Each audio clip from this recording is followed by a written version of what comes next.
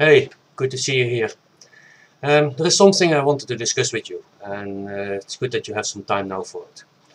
It's about working too hard and being too busy, and I can talk about that from my own experience, and therefore I want to share how I look upon it, and I hope you can do something with it.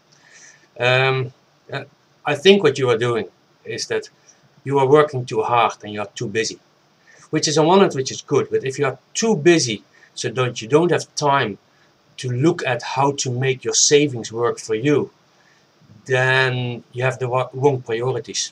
And I had those wrong priorities before myself as well.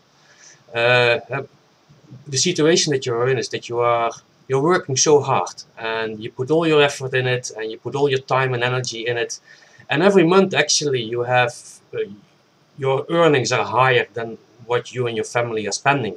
So you actually save money and you put that saved money on a savings account and it accumulates over the years, and actually it becomes quite a nice amount. But what you never really do, and what I never really did, is to look at say, okay, what can I do with that money that is in my savings account?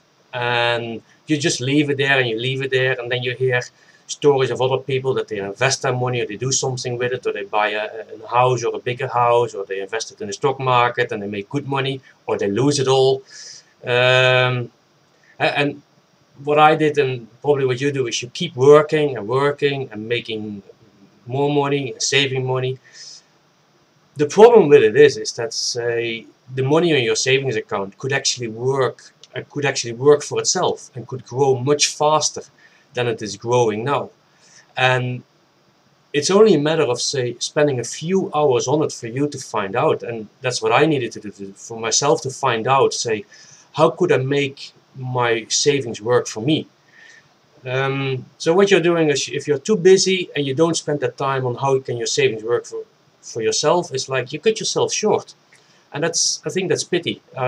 When I look back at myself, that was pity for me, and I think it's pity for yourself that you're doing that. So what I would recommend that you do is say spend 1 hour a week now to study what are the different options that you have to do, what to do with your savings, to make your savings grow for you, to make your savings work for you, and so that they grow faster than that they are doing at this moment. And do it that in such a way that is rather safe. So you need a long-term horizon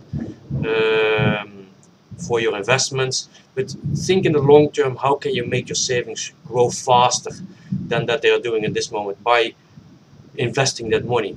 And dedicate yourself, spend 1 hour per week of your time on finding that strategy that is good for you. After that, let's say when you have found that strategy, you can probably limit yourself to 1 hour per month.